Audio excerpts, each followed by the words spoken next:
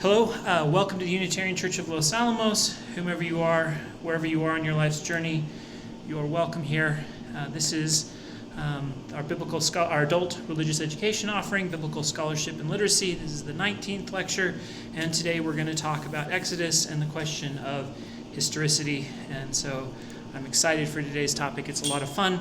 I want to remind everyone that we have a class webpage, sites.google.com, view Biblical Scholarship and Literacy.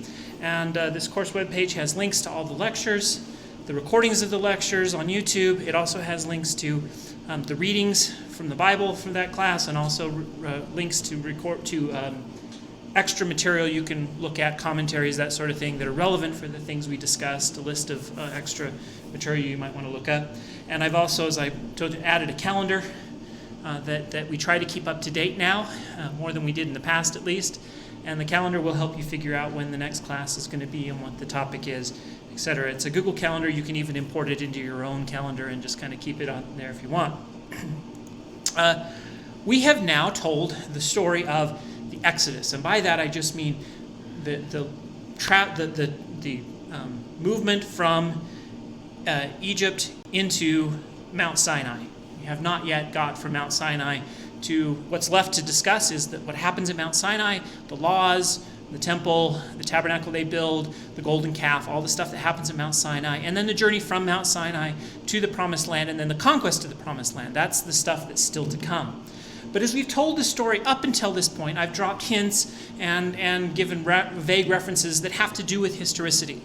What we want to do today is take those hints and put them all together and try to come up with a story of what happened and why we think this happened and what we know and what we don't. And that story is going to be uncertain. I mean, the end conclusion is going to be we don't know. But there's a lot of things I think we do know and some pieces we can kind of put together. So when I discuss historicity, what do I mean by that? Well, there's a couple ways. Historicity means, just literally, it means whether something is a historical thing, whether it really happened or whether it's something made up. There's a couple ways the text could be historical or not historical and a bunch of things in between. For example, it could be literal and inerrant. And if you followed through my class, you know that the idea of a literal, inerrant, perfect text that has, like a movie recording of what happened without any errors is impossible.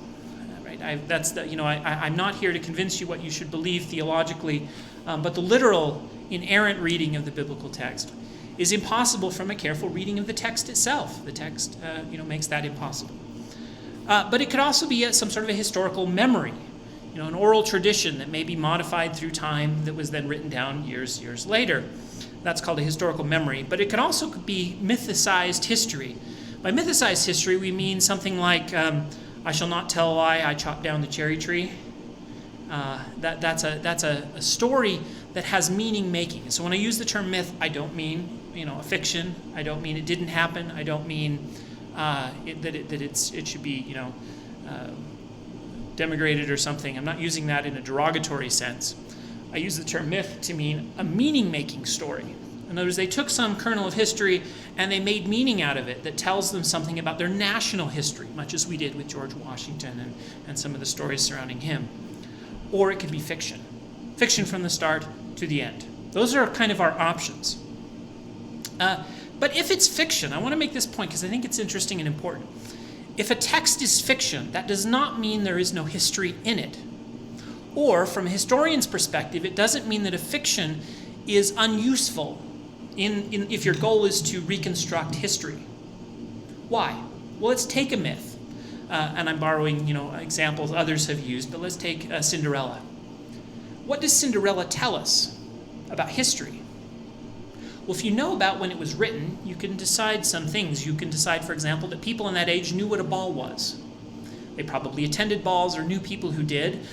They know about dresses, fancy shoes. You can learn something about princes, princesses, mother-in-laws, and the conflict that sometimes arrives between mothers and mother-in-laws and their daughters. You can learn about marriage relationships. Godparents, even if the fairy godmother doesn't exist, the story tells you something about fairy godmothers in the time it was written. So the point is, fiction has history in it.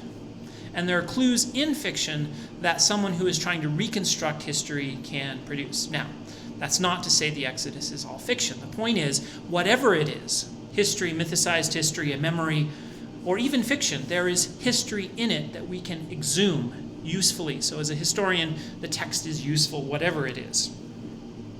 So what is it? Well, that requires some detective work on our part. And unfortunately, I believe most of the people who have done this sort of detective work are subject to motivated reasoning. In other words, if you're a believer, you want the story to be historical, right? Because that validates your faith. And if you're a literal believer, it has to be literally true or your faith is in trouble. If you're an anti-religious person, someone who thinks the world would be better off if we all just got rid of religion, or you've left religion yourself and you want to, invalidate your past, then you're motivated to come up with the conclusion that it's not historical. Everyone is motivated and everyone is biased, myself included. It's impossible to be completely unbiased. But I will at least point out that I really don't have a bone to pick in this particular fight. Once we come to the conclusion that this text isn't, that the literal inerrant view is impossible, which I think we've done, that's not even a problem. It's obviously true. Once you do that, the literal religious traditions of my youth, become unsubstantiated. But the question of whether there's some history behind this story does not matter for my belief or unbelief. Like, in that sense, at least, I'm kind of a neutral observer. It doesn't bother me if the story is all fiction.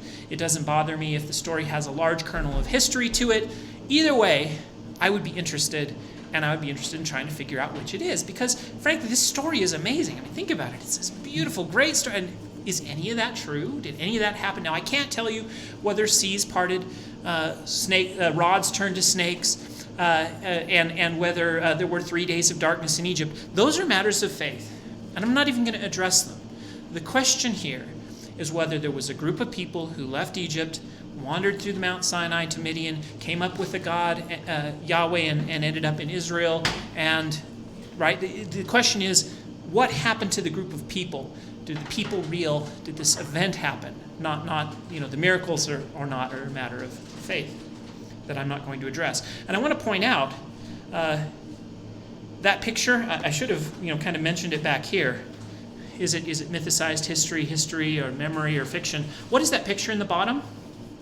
Well, from the Iliad and the Odyssey were written presumably by a guy named Homer, and they were presumably fiction and myth, and mythicized history describing the national identity, among other things, of the people of the time.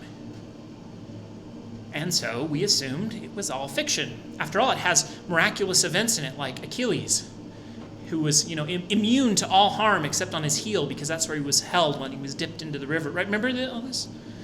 So it's fiction, right? It's myth. Until, that's Troy, by the way, and there are its walls.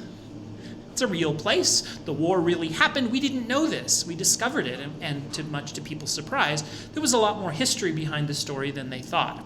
The question I'm going to raise with the Exodus is there something similar going on or not? And that requires, again, detective work. So here's some of the lines of evidence we can look at. You can look at archaeological evidence, textual evidence, literary, cultural evidence, genetic evidence. There's all sorts of things going on here that we're going to look at. Let's start with the archaeological evidence. First, and this is what you will hear from most of the people who talk about this issue, that there is an archaeological consensus that there are no textual records, no physical evidence for a mass exodus from Egypt. They combed the Sinai, they found nothing.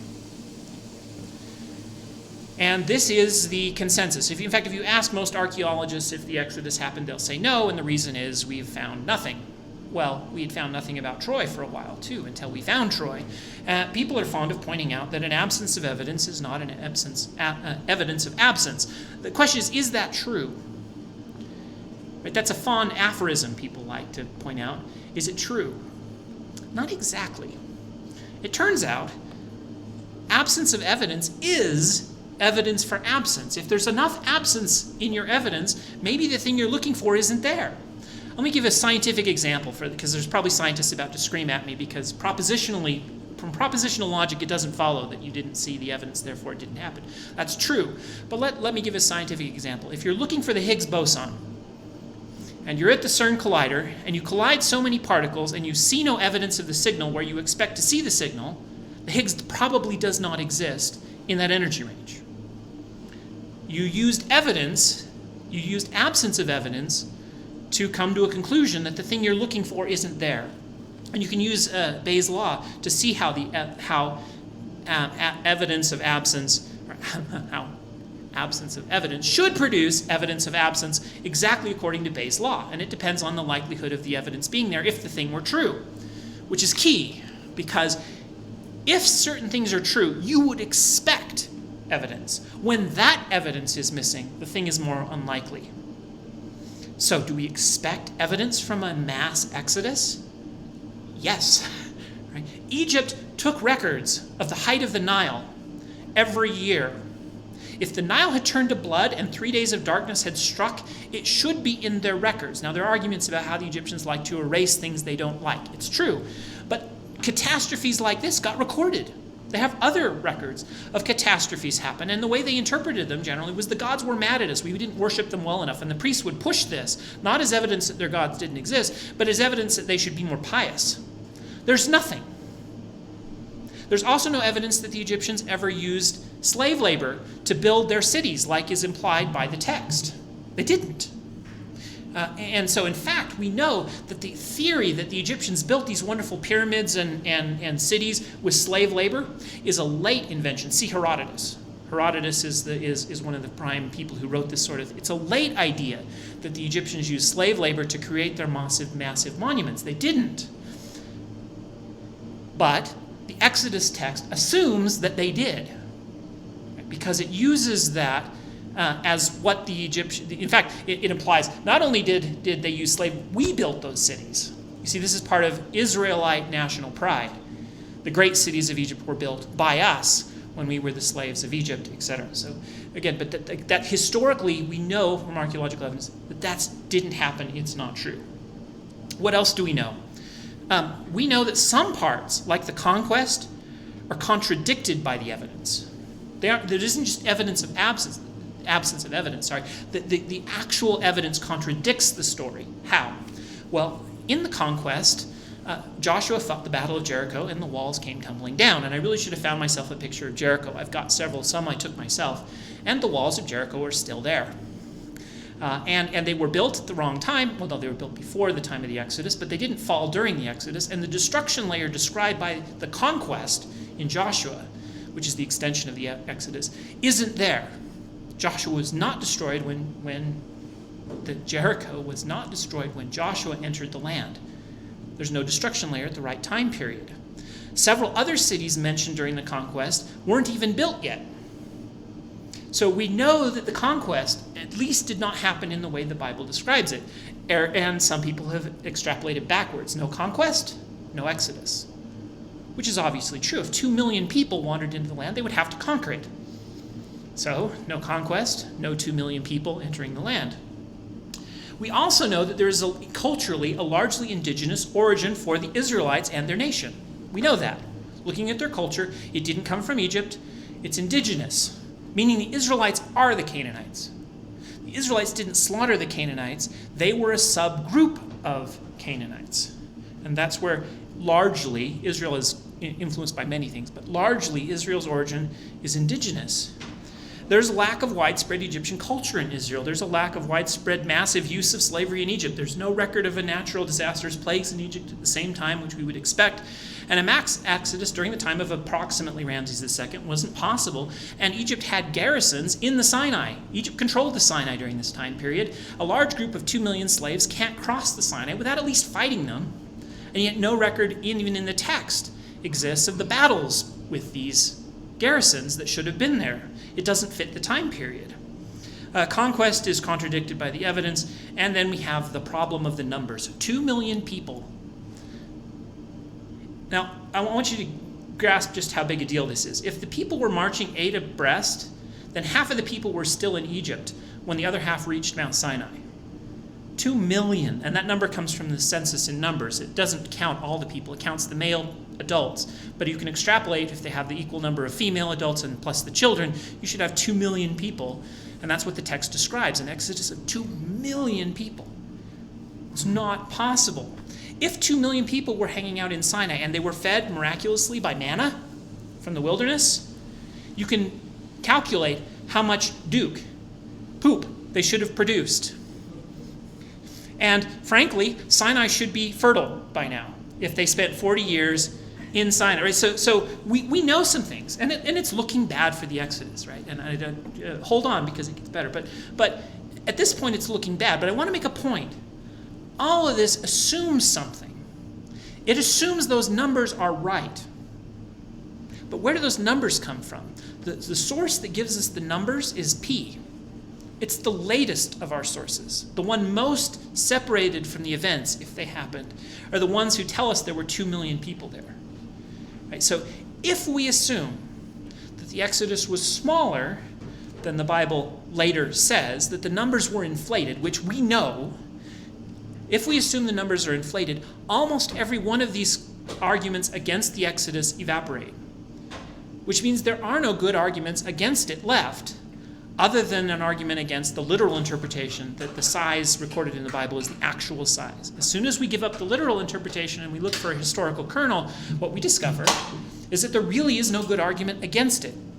There's no argument for it yet either, but there's no good argument against it, again, other than this size issue. So, was there a historical Exodus? What's the evidence for it? Is there any?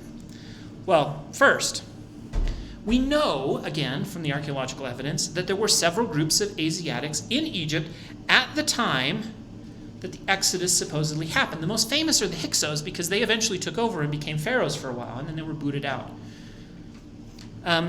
We know that these people often came into Egypt in response to famines in the land of the Levant. Asia was subject to famine. Egypt was fed by this river. And so people would go there when there was famine. That's exactly what the text describes. And we know the people were there. There's about 5 or 6 different names for them that the Egyptians have for these various groups of Asiatics that hang out in Egypt. Were any of them the Israelites? Well, they never mention Israelites by name. But again, if we're looking for a small group, we're not talking about all the Israelites anyway. They were indigenous to Canaan. We're talking about a group of people, a small group of people, who may or may not have been called Israelites at this time. So we know some of these groups exist. We know they were there at the right time period. We know there was sometimes conflict between them and the Egyptians who lived there. And we know they came and went, which means, I think you can even say it this way, we know that there are historical exoduses, plural. There were people who went to Egypt over famine, had conflicts with the Egyptians, and left. We know it happened. It's not in doubt. The question is, did any of these events that we know happened several times inspire or lead to the stories we're reading about in the text? Because we know it happened. And I think that's a key point.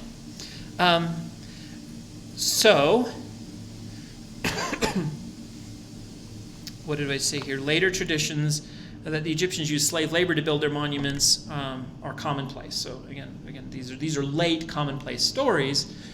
We know these Asiatics were here, but they didn't build the main cities, right? So, and they were smaller in groups, and they came and went.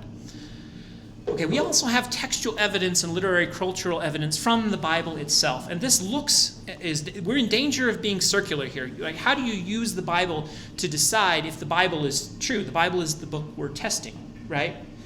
So you would be circular to kind of look at the text and say, well, the text says it, so it must have happened. But there is evidence in the text about what might have happened. And this is true whenever you get something like mythicized history. There is evidence buried within the text of what might have been real and what might have been part of the mythicized element that came later. So to figure this out, we have to separate the Bible into its sources.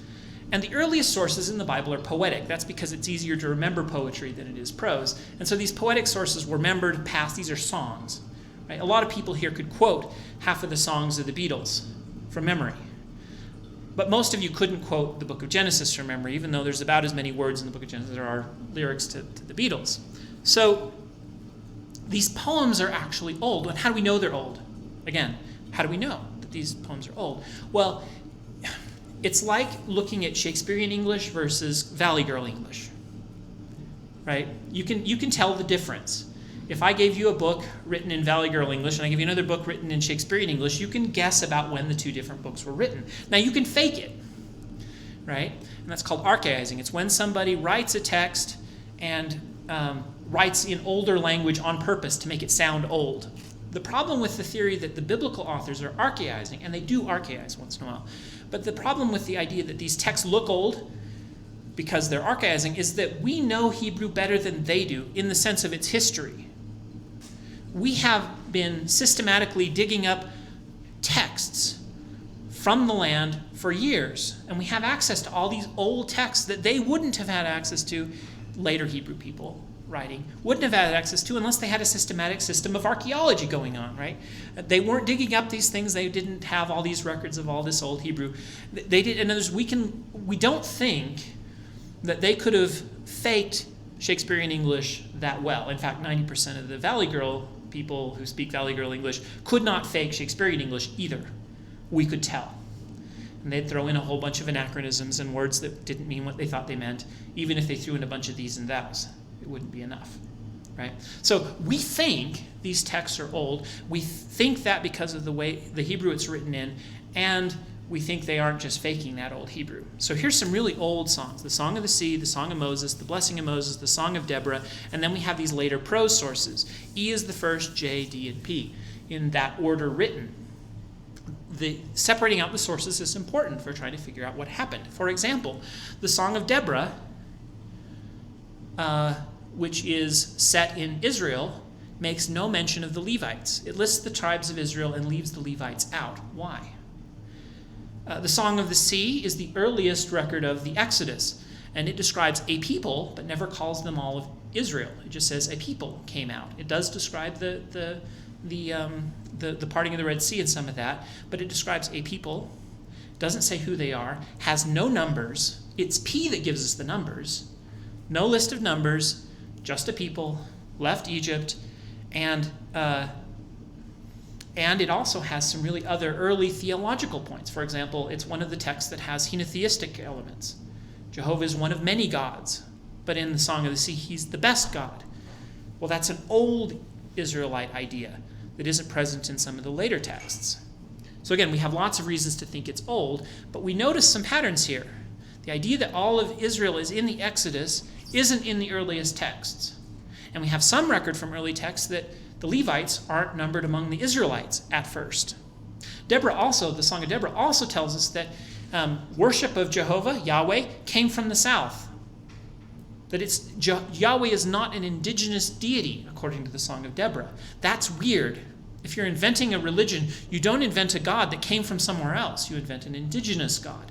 Why this consistent belief that the God the Israelites worshipped came from another land unless he did? So, what else do we have? We know a couple other things from literary criticism and culture. For example, we know that the story of Moses' birth is mythicized. How do we know that? Because it copies the birth narrative of Sargon the Great. We've talked about this. We're not going to talk about it again, but in this context, it's worth pointing it out. The story has been mythicized. Whether there was a Moses or not, whoever he was, the story of his birth is borrowed from the religious culture around them to make a point about him and his nature, but it's probably therefore has some questionable historicity behind it. So let's go back about this and look at this archaeological consensus. Specifically, the lack of widespread Egyptian culture in Israel. That's true. Israel probably had an indigenous origin. However, if we look at the Levites, we come to a different conclusion. So before we look at the Levites, who are the Levites? Well, according to the biblical text in Genesis, Levi is one of the 12 children of Jacob. The really weird bit about this is there's always 12 tribes. But there's 13 tribes, not 12, but they're always listed as 12 tribes, as if they had a tradition of 12, but then they had 13 and had to figure out what to do with it.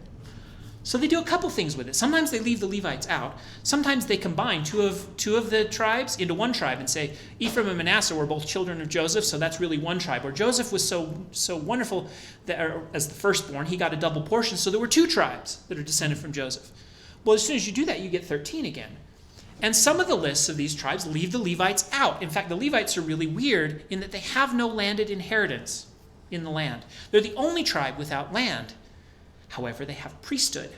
They get a few cities and they run the temples. So that's who the Levites are. The Levites are Israel's priests with no land, and sometimes they're left out of the list of the tribes because they have no land. Why in the world does Israel have this really weird situation where all the other tribes have land and the Levites don't? Why the situation of 13 tribes with the tradition that there should be 12? Where did this come from? Well, one other point that will hopefully make you see why I care about this weird point. All the main characters in the Exodus story, who are they? They're Levites. Every single one of them. Moses, Aaron. This is a story about Levites. And then we have this strange situation where the Levites are unlike any of the other tribes in Israel. Why is this? Where did it come from? It just so happens that the Levites also have Egyptian cultural backgrounds. Egyptian cultural backgrounds that are missing for all the other tribes. For example, they have Egyptian names. Lots of Egyptian names, and only the Levites have Egyptian names. And you know what that means. If I give you a name, you can often tell where someone is from based on their name, right? If you're a culture of immigrants, you know that sometimes you can tell where someone is from based on their names. But the names of the people in the Exodus story, the Levites in the Exodus story, do come from Egypt. Now, you could say they faked that to make them nice immigrants from Egypt, except the authors of the text explicitly do not know where the names come from. How do I know they don't know? Because they get their etymologies wrong. Moses. The author of our text tells us that Moses' name is Hebrew, and it means drawn from the water. It's part of his birth story. Except we have reason to doubt that birth story was ever historical, A. And B, Pharaoh's daughter supposedly names him that. Pharaoh's daughter shouldn't speak Hebrew. It doesn't make any sense. It also just so happens that Moses' name is Egyptian. We know the Egyptian name. It's Moses, son of nobody.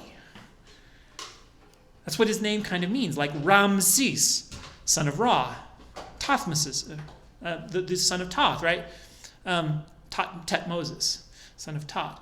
Moses' name is Egyptian, and it means son of. But the biblical authors don't know that. So they can't be using it as evidence to make the Exodus more plausible, because they don't even know what the name means, but it is Egyptian. And so the text is recording the record of these Egyptian-sounding names of Egyptian people that the text doesn't even know are Egyptian, but it just so happens to say that they all came out of Egypt. That is evidence, I believe, of an earlier tradition being written about by later people who don't understand what it was really all about. Right? There's evidence, I think, embedded in the text that it is a later description of an earlier memory. Their temple. The Levites will build a temple, a tabernacle, a tent, and only Levites can go in it. And the tabernacle and tent is designed to mirror Mount Sinai so that they can take Mount Sinai with them. Now, in later classes, we'll talk about the temple and the building of it and its meaning and all this stuff. But one of the meanings is it's an attempt to take Mount Sinai with them as they travel from Mount Sinai into the Promised Land. And they have the various nations camped around it. But you'll notice the Levites are camped right around the temple, and then you almost have tacked on at the end this idea that the other Israelites were camped around the temple. It's almost like the later Israelites are being added to the story. It's like the Levites were the primary core of the story, but then we've got to get the other Israelites there, so we tack them on. They were kind of camped around the outside. And it just so happens that this tabernacle tent exactly mirrors in dimensions and size, depending on how you determine the length of a cubit, etc., it mirrors the dimensions described for the battle tent of Ramses II. Ramses II is the pharaoh that traditions often will claim was the pharaoh of the Exodus. At least we know he's within a few, he's in the right time period. A few 50 years either direction or whatever.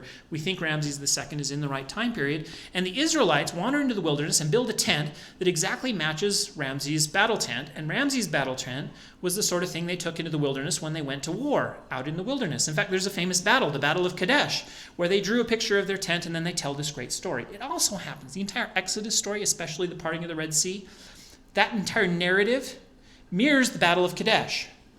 It was inspired by, the way it was told, was inspired by the Battle of Kadesh.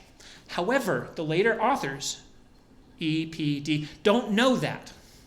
They don't know about the Battle of Kadesh. They don't have the oral tradition that they are mirroring seems to know about the Battle of Kadesh and tells the story at the Red Sea as a retelling of the Battle of Kadesh, only backwards, where the Egyptians fail instead of win. The Battle of Kadesh has this great story of the Egyptians losing, and the army comes over the hill, and they're all afraid, and then Ramses rallies the people just like Moses does at the water, and then they become victorious. And the story is told in the same order with the same kind of story beats. And yet, again, more impressive is that the temple and the tabernacle, the tent match. They match Ramses. And the Levites are the one who build this thing and describe its building and describe all the rituals that happen here. But the Levites are the ones who have the Egyptian connections. This is actually a picture of the carving on the wall. If I color it, it would have been colored. You can see remnants of the color. If I recreate the color, this is probably what it looked like. And here we have around the outside. Over here we have around the outside. This is the courtyard of the tent. And then here's a pathway through the middle. And let me move my picture of me away for the people online. And then here we have, this is the outer courtyard where people go to kind of praise the Pharaoh. And in the back room was the Holy of Holies. This is where the Pharaoh's kind of throne room is set up. And it's covered with a veil, and it's got these two winged cherubs in front of it. Those are the cherubim that guard the way. This layout is almost identical to what we see in the tabernacle of Moses. It gets better because in the Holy of Holies was an ark. Well, it turns out Egyptians like to put arks in their Holy of Holies. That's what they did. And their arks tended to have these winged beings on them. They were carried with poles. They were representations of the throne of God. All of those things are exactly mirrored in the Israelite tabernacle. So again, we have this evidence that the Levites have Egyptian cultural background. The very thing we said was missing from the Israelites. They also are the ones who push circumcision, and we know circumcision is an authentic Egyptian custom. And all the texts pushing circumcision as a law, they come from the Levites.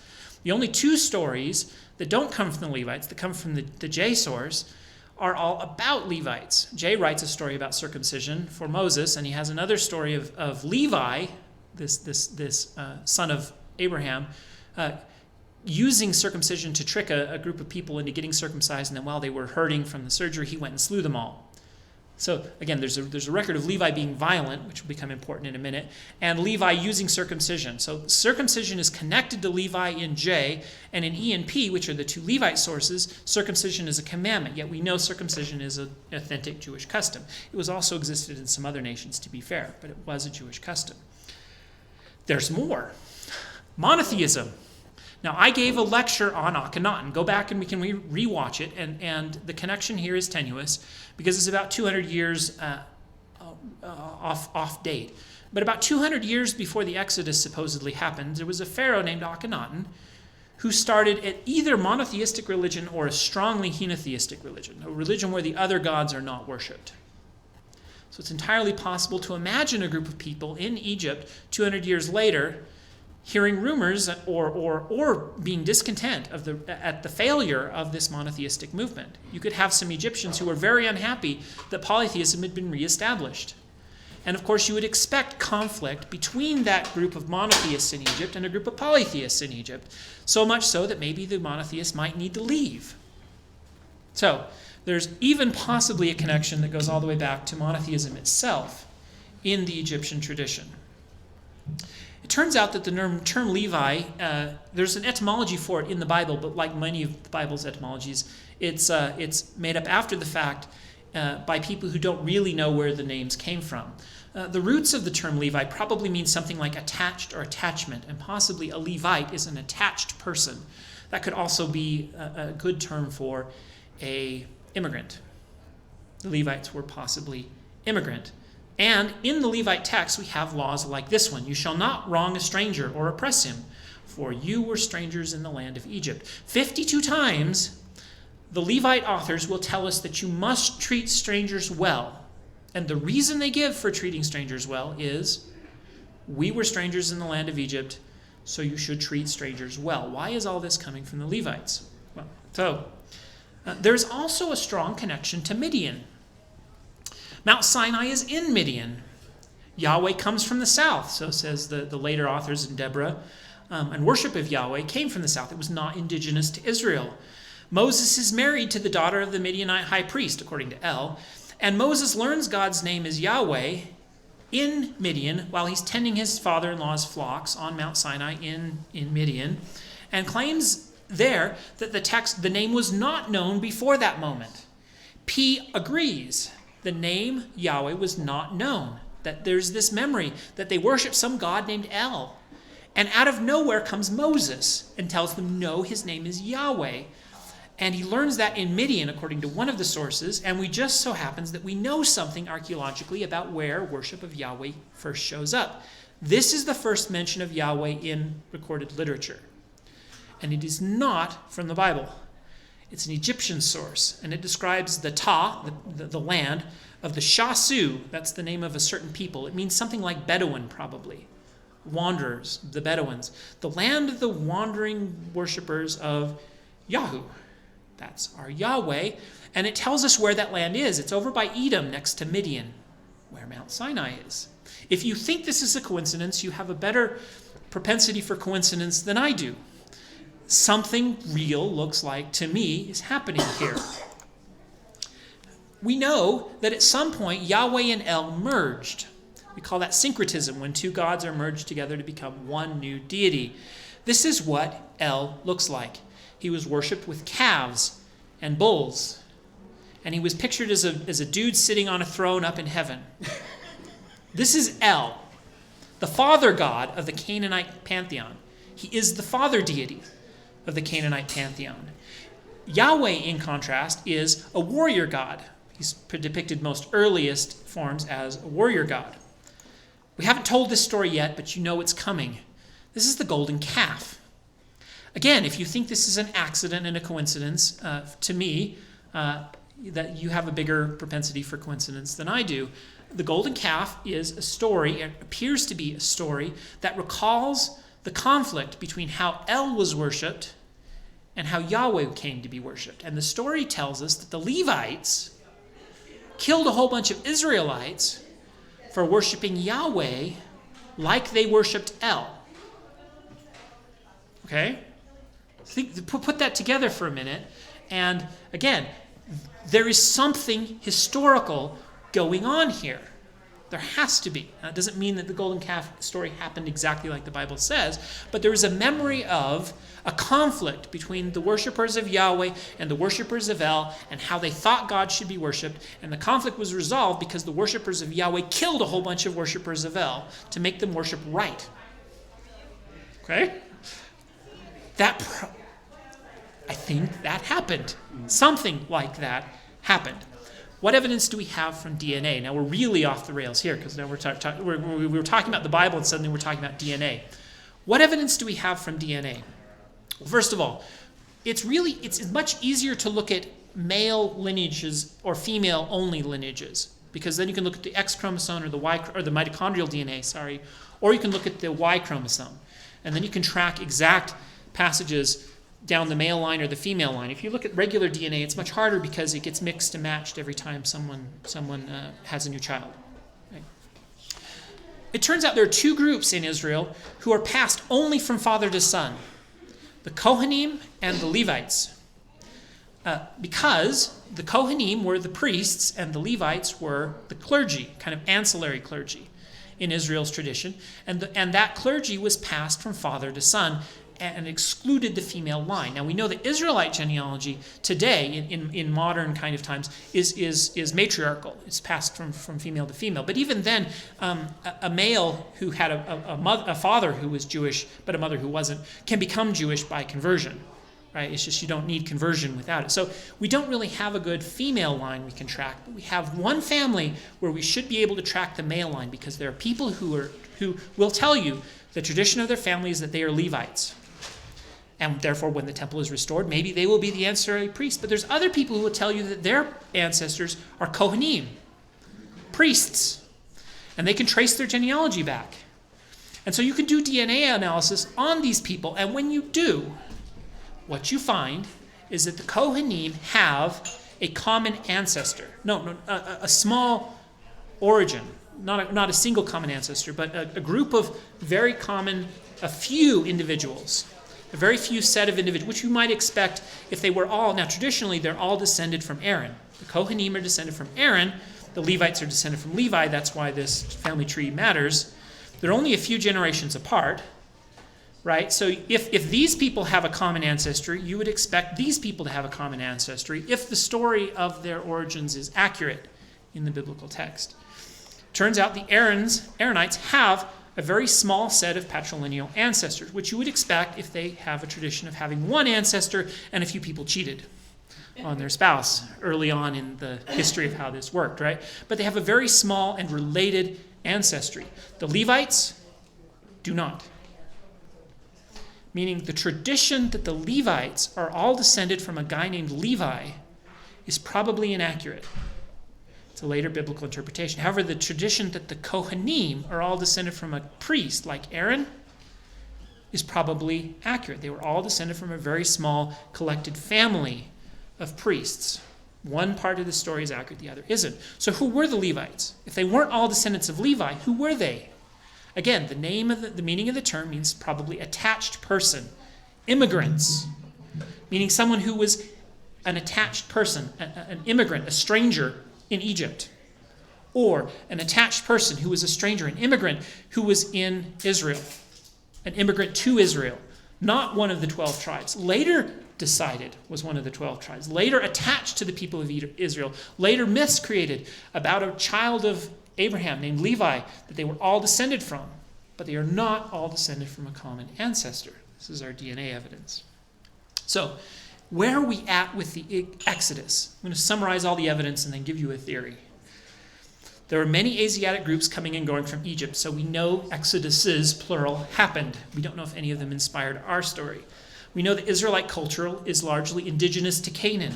We know that the archaeological evidence contradicts the conquest. We know it didn't happen. The cities weren't destroyed when the Bible says it was. Some of them weren't even built yet. We know that large numbers described in the Exodus story we have it today are impossible. We know that large numbers come from the later sources, not the earliest sources. The earliest sources do not mention the large numbers. We know that the primary characters in the Exodus are all Levites, every single one of them. The Israelites who show up in the story are tacked on, and they're rare. The Song of the Sea that's said in Egypt, it doesn't mention Israel at all. It's the earliest source for the Exodus we have. The Song of Deborah said in Israel does not mention the Levites, almost as if they are not yet considered a full tribe. Although it does mention Yahweh, and it does say that he came from the south, and the worship of him came from the south. The tribe of the Levites do not have territorial land in Israel, unlike all the other tribes. They're weird. It's almost as if they showed up at some point and said, give us some land, and everyone said, no. And so they end up dispersed throughout the land instead. And we know that at some point they became the clergy and the priests of this people. They merged with the people and became their priests, but they didn't have an allocation of land like all the other tribes. We know from DNA evidence that the Levites are genetically diverse, but the Kohanim, a subgroup of the Levites, who are the priests in Israel, are not. They're genetically related. And we also know from timing that their common ancestor, you can determine this from kind of the DNA, happens to live about the time that Aaron's supposed to live. It's in the right time period, at least. The range of options for that it overlaps when Aaron supposedly existed. We know that there's an Egyptian connection. The Levite culture has Egyptian parallels. It has Egyptian names. It has a temple that looks an awful lot like an Egyptian battle tent of Ramses II. It has arcs based on Egyptian arcs. It's got circumcision. It's got even maybe monotheism, which may have come through the Egyptian connection. And we know that the term Levite means an attached person. And we have 52 references in the Torah to being kind to foreigners, all of them from Levite sources, who were presumably foreigners in their own land. We know there's a connection to Midian, right? And we know that because the Israelite tradition is unanimous that Yahweh is not native to Israel. We know that the Egyptian sources place Yahweh's original worship near Midian. We know that Sinai is in Midian. We know that E&P claim that Israel didn't know Yahweh's name before the time of Moses, and that Moses is where it came from.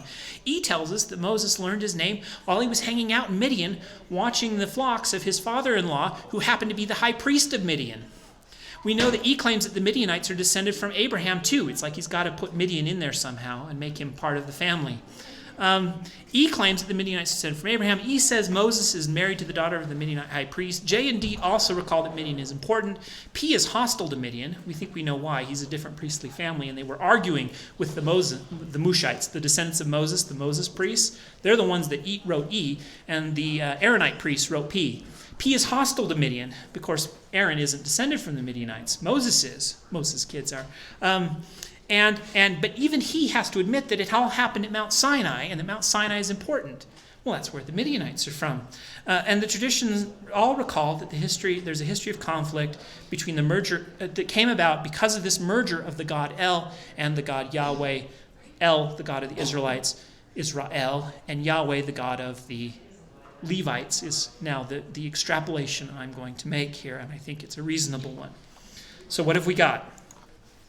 Canaan, where they worshipped El, and Israel is from, with 12 tribes. Midian, where the worship of Yahweh comes from, and where the Levites are connected. Egypt also has connections to the Levites. The Levites have connections to Midian, and they have connections to Egypt. So, can we tell a story? I think there's a story buried in all these pieces we've put together. We know that there are people who leave the land up here because of famine, and they tend to go to Egypt because there they can survive famine. We know this happened many times. We know that there was sometimes conflict between the people in Egypt and these visitors, these outsiders, these attached persons. It's possible that there was some connection while they were there to this idea of monotheism, Akhenaten. But again, that part is a stretch. But at least it's possible that they encountered remnants of the monotheism of Akhenaten that had been crushed a few centuries before. At some point, there was conflict. They left. They believed that God helped them leave. Again, whether you believe in miracles or not, there was probably some feeling that their escape was miraculous. And because of their miraculous escape, they travel to Mount Sinai in Midian, where they meet a group of people who worship a god named Yahweh. Again, this is where the Egyptian sources tell us that Yahweh worship first appears. So there they meet and discover the worship of Yahweh. They decide that their god Yahweh was the same god that they've always worshipped, and possibly under monotheistic impulse, but possibly not. I mean, syncretism happens even in polytheistic cultures. But they decide that this has always been their god, probably because they're intermarrying.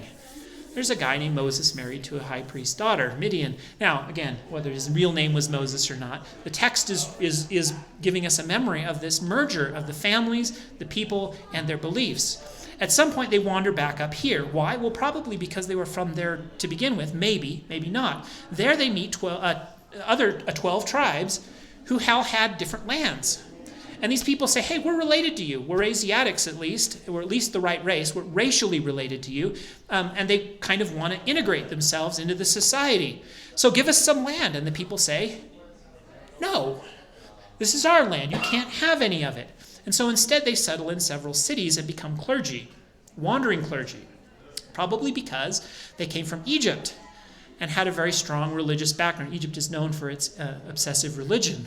And so they had rituals, the temple, tabernacle, that they had picked up in Midian and Egypt, and they brought those things, and a priesthood that they picked up in Midian. Do you think the Israelites made up the idea that their priesthood came from Midian instead of... That's a weird story to make up if there isn't something going on. So they had priesthood from Midian, they had religious traditions and temples and rituals from Egypt, and they settle in the land of Canaan and become priests. There's a few cities they control, and they run the tabernacles, and people bring them tithes. There was probably some conflict involved. There was probably some armed conflict over how you should worship this new god, because at this point they merged their gods, right? Yahweh of the Midianites and the Levites and El of the other Israelites were merged into one deity, and they came up with the conclusion that El and Yahweh are one. It's incredibly important, and it's incredibly monumental for all of human history. I'm not claiming they were monotheists. Some people will say because they merged, they must have been monotheists. Well, again, pagan traditions like to merge gods. That's not necessarily evidence of monotheism. But monotheism could not have happened as it did if this earlier merger had not taken place.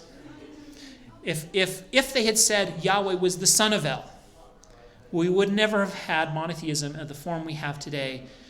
And so this event matters, right? It's a reconstruction of a historical narrative. But if it hadn't happened the way it did, all of human history would be different. Now, I can't tell you for sure that the reconstruction is right. There are pieces of it that are speculative, right? But there's a large stream of evidence that we've gone through that ties the Levites to Midian, that ties the Levites to Egypt, that does not tie Israel to those places, and that says that there really was an Egyptian culture, among the Levites and not among the Israelites. And that means, and again, we have stories of real people doing this. We know from Egyptian sources that there were Asiatics who came down there and Asiatics who left over and over, multiple times. Any one of those groups could be the group we're looking for, or none of them, because they may never have been mentioned. If they're a small group, they may never have been mentioned. All the problems with the historical Exodus have to do with its numbers, its size. But we know the size is wrong. And we know the theory about the size and the myth about the size is late. We know that. So if you're interested in this subject, if you would like to read more, this is probably the best kind of synthesis of this material I found.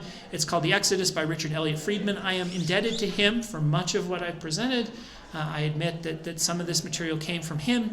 I think he oversells his case. He oversells his case at least twice. Once when he talks about how, the ethic of loving your neighbor wouldn't have come about if it wasn't for the Exodus, and he bases that on those 52 references to being kind to the foreigner. Again, I think he's overselling that point. Loving your neighbor is something that shows up in lots of religious traditions, but there's something there. I just think he oversells it. He also oversells this monotheism idea. Again, I think syncretism does not imply pre-existent monotheism. He pushes monotheism back further based on the fact that they syncretized. I think it goes the other way. The fact that they syncretized made later monotheism possible, right? So he oversells the monotheism. He oversells some of the love your neighbor ethic and claims it wouldn't have happened without this story. But he goes through much of the evidence we've done today. He does it in greater detail than I do. If you're interested in some further reading, I recommend going there. We are very much out of time. I'm going to quit. But Galen, do you have a comment, question? Or? Yeah. You talked about monotheism resulting from the synchronization of El and Yahweh. But and you mentioned it before about the earlier monotheism that existed in Egypt with the worship of Aten. Does not that play a role? So again, we don't know exactly when monotheism happened in Israel. If they're influenced by Akhenaten, then that could play a role and they could be monotheists from the beginning. I'm just saying that is an uncertain conclusion. And if they were monotheists from the beginning, I need to be careful. We know they weren't. Like the biblical text is explicit that polytheism is going on throughout Israel's history. Monotheism does not win until the exile. The question here is, when did monotheism as an idea begin? And there could have been strains of monotheism at an earlier date. In fact, there probably were. But there are also strains of polytheism. We know that. Again, the Song of the Sea is unabashedly polytheistic.